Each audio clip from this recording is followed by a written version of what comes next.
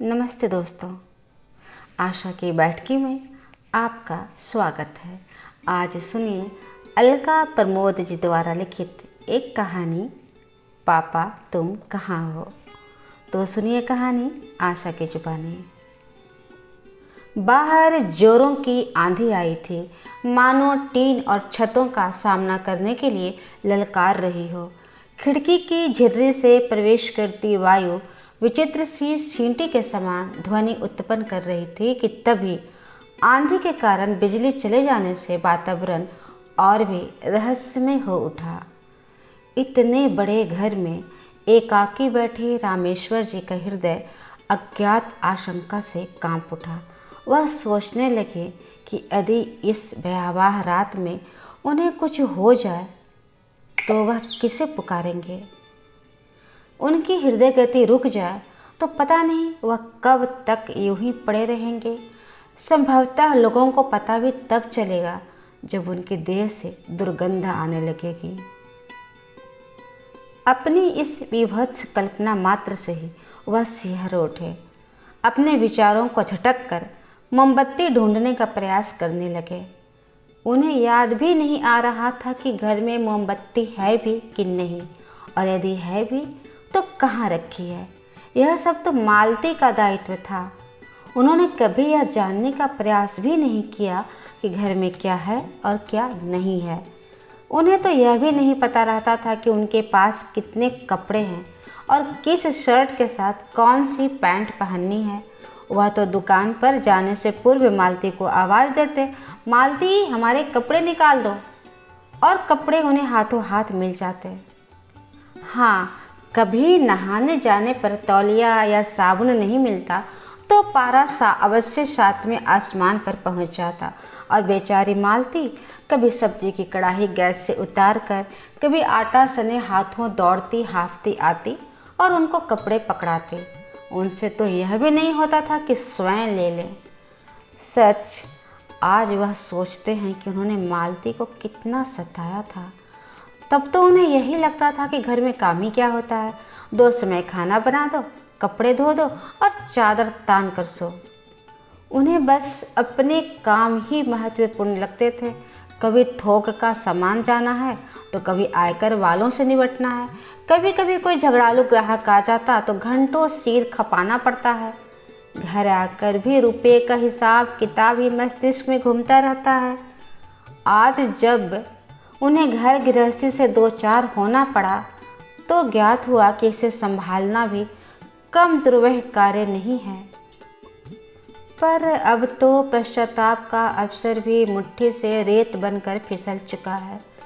मालती ने तो सारे झंझटों से मुक्त होकर परलोक की राह पकड़ी।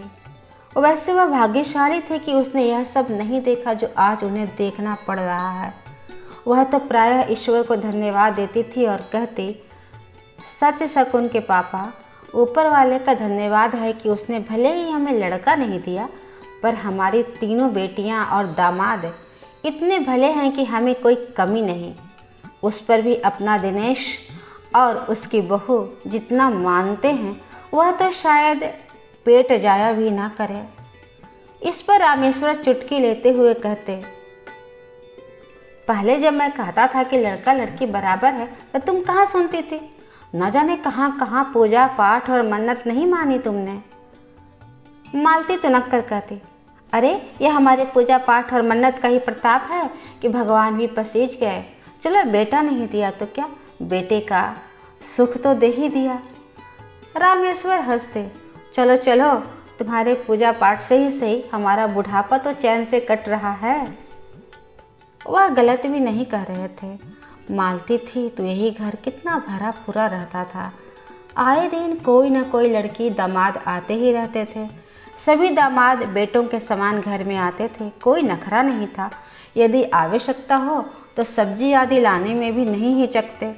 जब छोटी बेटी प्रीति की विवाह की बात उठी थी तो मालती ने हट पकड़ लिया। 2 बेटियां तो दूर चली गई, पर उसे तो इसी शहर में ही ब्याहेंगे। समय बेसमय का सहारा रहेगा। उनका निर्णय भी गलत नहीं था। प्रीति तो नित्य प्रति हाल चाल पूछ ही लेती। दामाद राजीव भी किसी भी कार्य के लिए एक पांव पर खड़े रहते। यही नहीं, छोटे भाई बशेश्वर की जो पास में ही रहते थे, उनका बेटा दिनेश भी दूसरे तीसरे दिन चक्कर लगा ही लेता था। दिन चैन से कट रहे थे, पर भाग्य का लिखा व्यक्ति अगर देख पाता तो फिर ईश्वर को कौन पूछता। उस दिन जब रामेश्वरम दुकान से घर लौटे तो मालती के सीने में दर्द हो रहा था। छोटी मोटी परेशानियां तो वह सह लेती थी और उन्हें पता भी नहीं चलता था, पर उस दिन अवश्य ही असह्य कष्ट था जो वह सांझ ढले बिस्तर पर लेटी थी। उन्होंने उसका माथा छूते हुए पूछा, क्या हुआ मालती? तो बड़े प्रयास से वह कराह कर बोली, ज़रा कोई चूरन वूरन दे दो, लगता है गैस चढ़ गई है, सीने में दर्द हो रहा है। जब तक रामेश्वर जी ढूंढ कर चूरन और पानी लाते, मालती के हाथ और पांव ठंडे होने लगे। वह बेसुध सी हो गई। मालती की स्थिति को देखकर रामेश्वर जी के हाथ पांव यूं ही ठंडे हो गए। उन्होंने दिनेश और राजीव को कांपते हाथों से फ़ोन मिलाया। राजीव तुरंत पहुंच गए और दोनों मिलकर मालती को पास के नर्सिंग होम ले गए। तब तक दिनेश भी आ पहुंचा था। अस्पताल में डॉक्टर मेहरा ने निरीक्षण करके बताया, इन्हें दिल का दौरा पड़ा है। रामेश्वर घबरा गए और बोले, डॉक्टर साहब अब क्या होगा? डॉक्टर ने कहा तुरंत ऑपरेशन करना पड़ेगा, पर वह निष्फल रहा। मालती सबको हद पर छोड़कर चली गई।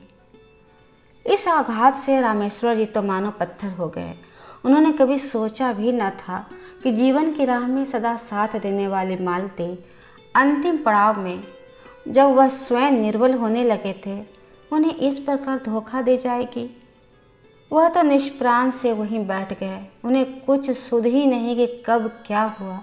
सारा कार्य राजीव और दिनेश ने ही संभाला। किसने लड़कियों को सूचना दी? नाते रिश्तेदार कब आए और कब मालती अपने अंतिम पड़ाव पर निकल गई, उन्हें कुछ भी पता नहीं।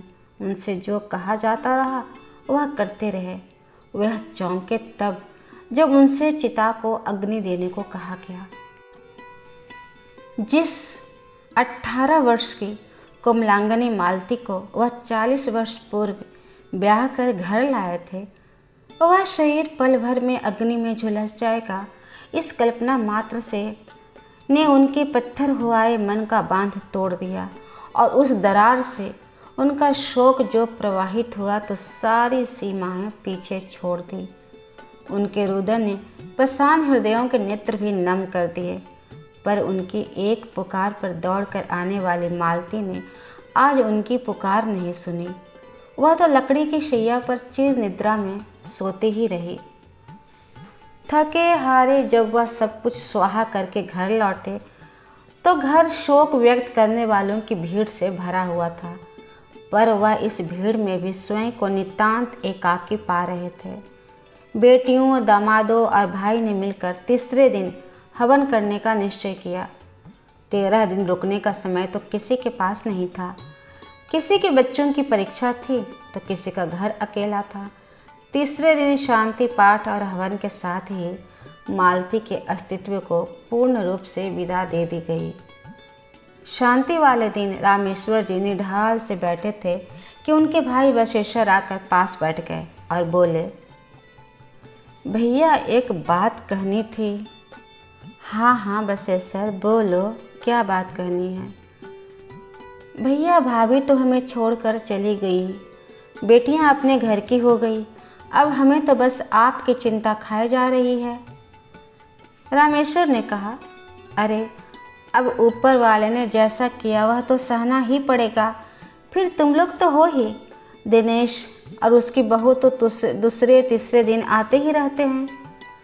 बशेश्वर ने अपनी बात थोड़ी और स्पष्ट करते हुए कहा, यही तो भैया, आजकल के लड़कों की तो भली चलाई, वो तो अपने मन मर्जी के मालिक हैं। मन आया तो पूछेंगे, वरना कोई दबाव तो है नहीं। फिर थोड़ा रुक कर झिझकते हुए बोले, भैया हमारा तो यह कहना था कि आप उसे अपना बेटा बना लें। इस पर रामेश्वर जी ने चौंक कर कहा, बेटा बना ले मतलब? अरे बेटा जैसा तो वह है ही, क्या हमने उसे कभी पराया माना है? बशेश्वर ने खींचते हुए कहा, भैया आप समझ नहीं रहे हैं, बेटा और बेटा जैसा में बहुत अंतर है। अब तो उसे दुकान सौंप कर तुम आराम करो। जब जिम्मेदारी उसके सिर आएगी तो उसे भी लगेगा कि दुकान उसकी है और वह मन लगाकर काम करेगा और बहू भी तुम्हारी सेवा करेगी। नहीं तो उसे अपना धंधा जमाने से फुर्सत ही कहाँ मिलेगी। रामेश्वर जी समझ रहे थे कि उन्हें ढके मुंदे शब्दों में चेतावनी दी जा रही थी कि यदि तुम उसे दुकान और मकान में अधिकार दोगे तो वह तुम्हारी देखभाल करेगा, वरना नहीं। उन दोनों की वार्ता चल ही रही थी कि छोटे दामाद राजीव और बड़ी बेटी शकुन वहां आ गए। शकुन बोली, यह पापा और चाचा दोनों भाई मिलकर क्या सलाह कर रहे हैं? बशेश्वर सकपका गए। लड़कियों के सामने वह यह बात करना नहीं चाह रहे थे, अतः टालते हुए बोले, कुछ नहीं बिटिया, कुछ नहीं, घर परिवार की आपस की बात है। पर शकुन के अधिक आग्रह पर रामेश्वर ने बता दिया कि बशेश्वर क्या चाहता है। यह सुनकर शकुन और राजीव की भ्रुकुटी तन गई। शकुन बोली, क्यों चाचा, हम बेटियां क्या मर गई हैं जो पापा दिनेश को गोद लेंगे? राजीव भी बोले, मैंने भी तो सदा पापा को ससुर नहीं पिता माना है, फिर आज अचानक मुझे पराया समझे जाने लगा।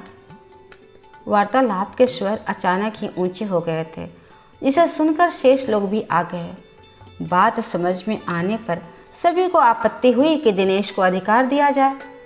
अपनी गलती ना देखकर बशेश्वर आवेश में आकर बोले, ठीक है, बड़ी सगी हो ना अपने पापा की, तो आकर यहाँ रहो और करो देखभाल अपने पापा की।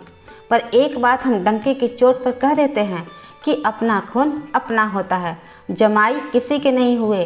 अरे हमारे शास्त्रों में भी बेटी दामाद के पराये होने की बात लिखी है।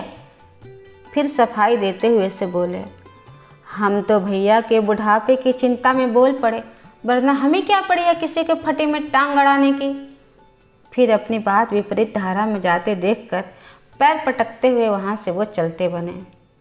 पर जो कंकड़ वह शांत दरिया में फेंक गए, वह ऊपर से शांत झील के अंतस में हिलोरे लेती लहरों को सतह पर ले आया। सभी के मन में यह प्रश्न उठा कि कहीं पापा अपने सहारे के लिए किसी एक बेटी को न चुन ले, या बशेश्वर चाचा ही समझा बुझाकर दिनेश को दुकान पर बैठा दे, तो क्योंकि उसका तो वैसे भी कोई अस्थायी धंधा तो है नहीं। जो प्रश्न हवा में उछला था उसे सबसे पहले छोटे दामाद और बेटी ने लपका। प्रीति बोली, अब समझ में आया कि दिनेश और उसकी पत्नी मम्मी पापा की इतनी सेवा क्यों करते थे। आज चाचा का आवरण में छिपा असली चेहरा सामने आ ही गया। अरे हाँ, बेटियों की होते उन्हें पापा की चिंता करने की क्या सूझी। फिर इससे पूर्व की कोई कुछ और नया प्रस्ताव रखे उसने सुझाव दिया, मैं वैसे भी सोच रही थी कि अब पापा इतने बड़े घर में अकेले कैसे रहेंगे, फिर मैं भी इतनी दूर से उनकी देखभाल नहीं कर पाऊंगी, इसलिए मैं यहीं शिफ्ट हो जाती हूँ। मेरी आंखों के सामने पापा रहेंगे तो मुझे भी चिंता नहीं रहेगी और पापा को अकेलापन भी नहीं लगेगा। प्रीति उसी शहर के किराए के 2 कमरों में रहती थी। उसके साथ उसके सास ससुर और देवर भी रहते थे। वह मन ही मन हिसाब लगा रही थी कि यहाँ 4 कमरों का मकान खाली है, यदि यहाँ आ जाएगी तो पैर फैलाकर रह पाएगी। पापा का क्या है, 1 कमरा भी बहुत है उनके लिए। फिर दिन भर तो वह दुकान पर बैठेंगे, सुबह शाम की उनकी 4 रोटी ही तो बनानी पड़ेगी। राजीव भी अपनी पत्नी का समर्थन करते हुए बोले, पापा ने यही सोचकर प्रीति की शादी शहर में कर दी थी कि समय बेसमय सहारा रहेगा। अब समय आ गया है तो मैं अपने कर्तव्य में पीछे नहीं हटूंगा। पर शकुन ने उनकी कामनाओं पर पानी फेरते हुए कहा, अच्छा तो क्या समझे, आज से हमारा मायका खत्म? तो क्या आज से मेरा मायका खत्म? अब मैं तुम्हारे ससुर और देवर वाले घर में तो आने से रही। इस बात पर समर्थन मंजली बेटी विपुल ला और दामाद गिरीश ने भी किया। वे समझ रहे थे कि यह बात तो निश्चित है कि यदि प्रीति यहाँ आकर रहने लगी तो घर तो हाथ से गया, इस पर तो उसी का अधिकार हो जाएगा। इससे पूर्व कि घर पर किसी एक का हो, विपुला ने सुझाव दिया कि अरे मैं तो कहती हूँ कि आपको अब दुकान पर बैठने की क्या आवश्यकता है। बहुत दिन काम कर लिया, अब आराम करें और दुकान और मकान का अपने जीते जी बंटवारा कर दें। इसमें किसी के साथ अन्याय नहीं होगा। इस पर प्रीति ने चिढ़ कर बोली, और पापा कहाँ रहेंगे? विपुला ने समाधान किया, पापा हम सबके पास बारी बारी से रह लेंगे। रामेश्वर जी भी मूड से अपने जीते जी अपने वर्षों के लगन और परिश्रम से अर्जित की संपत्ति की यूं छीना झपटी देखकर स्तब्ध थे। उनका मन वितृष्णा से भर उठा। वह सोच रहे थे, काश मैं मालती जैसा भाग्यशाली होता, मेरी आंखें भी यह सब देखने से पूर्व ही बंद हो जाती तो कितना अच्छा था। उस समय किसी को भी उनके अंदर उठ रहा झंझावात और दुख की अनुभूति नहीं थी। उन्हें तो बस यही चिंता थी कि कहीं कोई दूसरा उस संपत्ति पर अधिकार न कर ले और वह पिछड़ न जाए। अपनी ही बेटियां जिन पर वह मन प्राण अर्पित करते रहे थे, वह स्वार्थ में अंधी हो रही थी। शकुन बोल रही थी, पापा कल तो हम लोग चले जाएंगे, इसलिए आप आज ही तय कर लीजिए कि आपने क्या सोचा है। रामेश्वर जी आवेश में बोले, जाना है तो तुम लोग जाओ। अभी मैं इतना निर्बल नहीं हुआ कि अकेले ना रह सकूं। अकेले रहूंगा और दुकान भी संभाल लूँगा। मेरी संपत्ति का क्या किसको देना या सोचना मेरा काम है, तुम्हारी नहीं। और हाँ, एक बात कान खोल कर सुन लो तुम लोग कि मैं किसी को कुछ नहीं दूंगा। यह सुनकर वहाँ सन्नाटा छा गया। एक एक करके सभी उठकर सोने चल दिए। सबके जाने के बाद एकांत में रामेश्वर जी बिलख कर रो पड़े। आज वह स्वयं को और भी एकाकी अनुभव कर रहे थे। उधर बड़े दामाद अजय मन ही मन सोच रहे थे, बूढ़ों को इस उम्र में भी इतनी माया मोह है अपनी संपत्ति को लेकर। अरे जीते जी बंटवारा कर देते तो मैं हिंद नगर वाली ज़मीन खरीद लेता, मौके से मिल रही थी। राजीव भी बुदबुदा रहे थे, यह अच्छा न्याय है। काम के समय सदा हमें याद किया जाता है, जब देखो दौड़ाते रहते हैं, और अब हिस्सा लेने को सब तैयार बैठे हैं। मंझले दामाद गिरीश ने जब देखा कि कोई दाल नहीं गलनी है तो प्रातः पहली बस से ही निकलने की सोचने लगे। अगले दिन सभी अपने अपने घर चले गए। अचानक बिजली आ गई, शायद आंधी थम गई थी। सबके जाने के बाद अब तो बस रामेश्वर जी थे और मालती की स्मृतियाँ। जब कभी मन बहुत व्यग्र होता तो मालती की फ़ोटो से बात करते, पुराने एल्बम देखते और उन्हीं दिनों में विचरण करते। मन पर वैराग्य घर करता जा रहा था।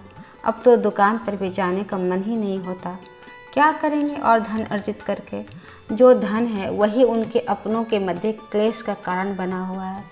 विश्वास नहीं होता कि यह सब मालती की संतानें हैं, जिसे धन वैभव का कभी मोह ही नहीं हो पाया। वह तो अपने लिए कभी कुछ लेती ही नहीं थी। जब देखो प्रीति, विपुला और शकुन की ही चिंता में लगी रहती थी। और फिर जब उनके परिवार बड़े हो गए तो उनकी चिंता का घेरा और भी बड़ा हो गया था। कभी विपुला के बेटे का जन्मदिन है तो उपहार देना है, कभी प्रीति को नागपंचमी की साड़ी देनी है, या शकुन बहुत दिनों के बाद घर आई है तो दामाद जी को कपड़े देने हैं। संभवतः मालती ने इन्हें इतना दे दे कर इतना अभ्यस्त बना दिया है, जो पापा के लिए संवेदना को किनारे रख कर अपने अधिकार पाने की होड़ में लग गई। जब से उन्होंने कह दिया कि वह किसी को कुछ नहीं देंगे, सब उनसे किनारा कर बैठे हैं। दिनेश तो इतने दिनों में औपचारिकतावश मात्र एक बार आया था, वह भी अकेले। बेटियां अवश्य फ़ोन कर लेती थीं, पर उनकी वाणी में वह आत्मीयता पता नहीं कहाँ खो चुकी थी, जो कभी पापा के लिए हुआ करती थी। रामेश्वर जी मन ही मन हंसते और सोचते, अरे यह सब अपने सीने पर मैं थोड़े ही लेके जाऊंगा, पर कम से कम मेरे मरने तक तो सब्र कर लेते। इस अपेक्षा से व्यथित रामेश्वर जी का संसार के प्रति माया मोह समाप्त हो गया था। उन्हें जग मिथ्या लगने लगा था। एक दिन शकुन अपने कार्यों में व्यस्त थी कि तभी किसी ने घंटी बजाई। उसने द्वार खोला तो सामने कुरियर वाला खड़ा था। उसने हस्ताक्षर करके लिफाफा खोला तो उसमें पापा के भेजा हुआ 5 लाख रुपए का ड्राफ्ट था। शकुन प्रसन्नता से नाच उठी। आखिर पापा को बेटियों के अधिकार का ध्यान आ ही गया। उसने प्रीति को फ़ोन किया तो क्या हुआ, उसके पास भी ऐसा ही एक ड्राफ्ट आया है। अभी वह विपुला को फ़ोन करने की सोच ही रही थी कि विपुला ने स्वयं 5 लाख रुपए मिलने की सूचना दे दी।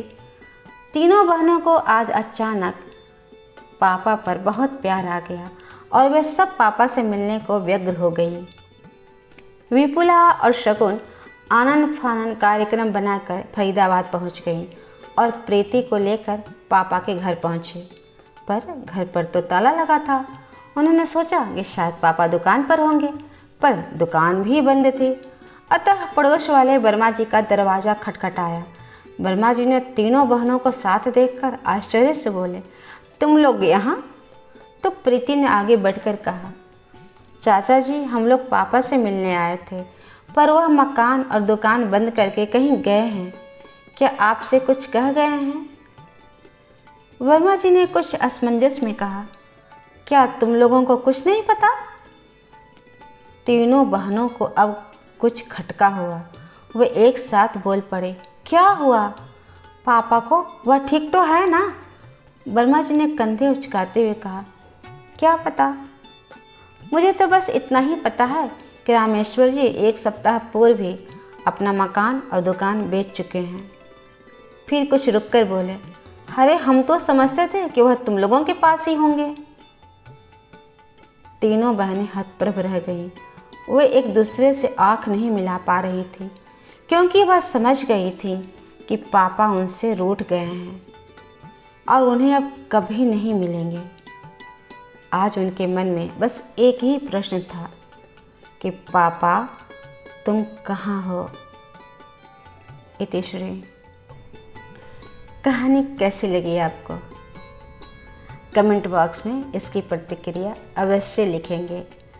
अच्छी कहानियों को सुनने के लिए कृपया चैनल सब्सक्राइब कर लें। कहानी को लाइक और शेयर अवश्य करें। धन्यवाद।